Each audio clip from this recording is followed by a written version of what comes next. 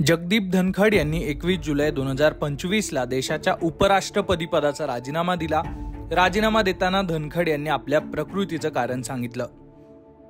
जगदीप धनखड यांनी राष्ट्रपती द्रौपदी मुर्मू यांच्याकडे राजीनामा सादर केला आणि त्यानंतर राष्ट्रपती द्रौपदी मुर्मूंनी तो राजीनामा स्वीकारला सुद्धा। मात्र कुठलीही चर्चा नसताना अचानक त्यांनी राजीनामा दिल्यानं अनेकांनी वेगवेगळ्या राजकीय शंका कुशंका उपस्थित केल्या। यावरूनच सवाल करणं भाजप प्रवक्त्यालाही चांगलंच भोवलंय। सत्यपाल मलिक आणि जगदीप धनखड यांच्यावरून पक्षावर टीका केल्यानं भाजप प्रवक्त्याची थेट हकालपट्टी करण्यात आली असून 6 वर्षांसाठी आता पक्षात सहभागी होता येणार नाहीये। जगदीप धनखड हे 21 जुलैला सकाळी राज्यसभेत गेले। तिथे त्यांचा राज्यसभा खासदारांशी संवादही झाला। मात्र नंतर संध्याकाळी अचानक त्यांनी राजीनामा दिल्याची बातमी आल्यानं अनेकांकडून शंका व्यक्त करण्यात आलेली आहे। त्यांची प्रकृती ठीक होती, मात्र तरीही त्यांनी प्रकृतीचं कारण देऊन राजीनामा का दिला असा सवाल सुद्धा विरोधकांकडून उपस्थित केला जातोय।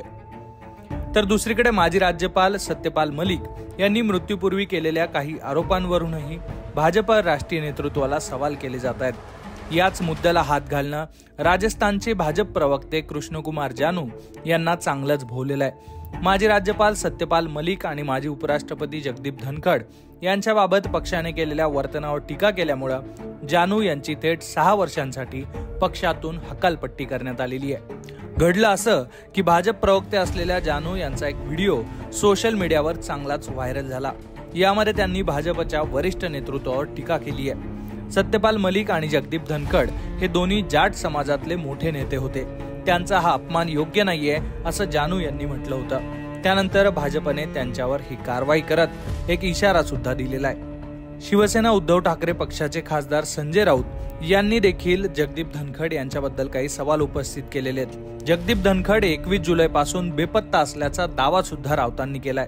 या विषयावर उद्धव ठाकरे यांनी कपिल सिब्बल यांच्याशी चर्चा केली असून आम्ही सुप्रीम कोर्टात सुद्धा जाऊ शकतो असं संजय राऊत यांनी म्हटलेलं आहे। पण जगदीप धनखड यांनी राजीनामा दिल्यापासून 21 जुलैपासून आजपर्यंत या क्षणापर्यंत जगदीप धनखड कुठे आहेत, त्यांच्या प्रकृतीची काय स्थिती आहे, ते काय करतायत, ते कोणाबरोबर आहेत, त्यांचा मुक्काम कुठे आहे, ते बरे आहेत ना, मुळात ते आहेत ना, त्यांना कुठे गायब केलंय का, या शंका आमच्या मनामध्ये येत आहेत। जगदीप धनखड कहाँ गए, किसी को पता नहीं, उनका क्या हो गया, कोणी सांगू शकत नाही।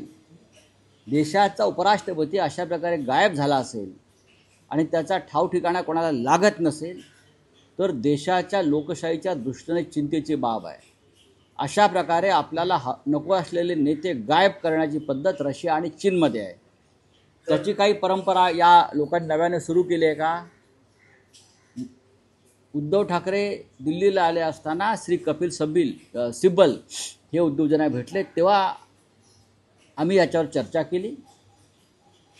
कपिलजी की जगदीप धनखडांचं काय करायचं, कुठे आहेत? तेव्हा आमचं असं ठरतंय की हेबियस कॉर्पस नावाची एक लीगल बॅटल असते की एखादी व्यक्ती जेव्हा सापडत नाही तेव्हा त्याला सुप्रीम कोर्टाच्या हायकोर्टाच्या आदेशानं आम्ही शोधू शकतो। कदाचित आम्ही अशा प्रकारचे पिटिशन करू शकतो। जगदीप धनखड यांनी शेतकरी आंदोलनानंतर केंद्र सरकारला विचारलेल्या प्रश्नांमुळे ते चांगलेच चर्चेत आले होते। तसंच गेल्या काही महिन्यांपूर्वी दिल्लीत न्यायमूर्ती वर्मा यांच्या घरी मोठी रोकड सापडली होती। त्या प्रकरणात न्यायमूर्ती वर्मा यांच्या विरोधात महाभियोग चालवण्याची मागणी विरोधी पक्षांच्या खासदारांनी केली होती। त्यानंतर जगदीप धनखड यांनी महाभियोग चालवण्याची नोटीस सुद्धा दिली।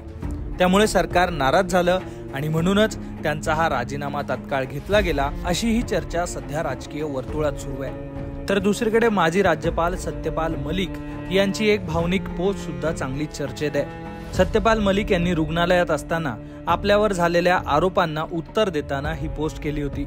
फेब्रुवारी 2022 मध्ये मलिक यांच्या कार्यालयात घरी सीबीआयचे छापे पडले होते, तेव्हा त्यांनी सरकारवर आरोप केले होते।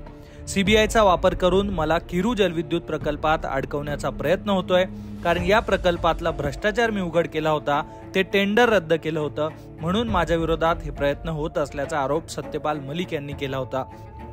एकूणच या दोन्ही नेत्यांबद्दल अनेक शंका आणि दावे सध्या उपस्थित केले जात आहेत आणि त्या माध्यमातून भाजपवर आणि केंद्र सरकारवर टीका केली जाते। या सगळ्या घडामोडींनंतर आता माजी उपराष्ट्रपती जगदीप धनखड हे कधी समोर येणार आणि ते नेमकी काय प्रतिक्रिया देणार याकडे सगळ्यांचं लक्ष लागलंय. Sudhir Kakade, bureau report, Lokmat.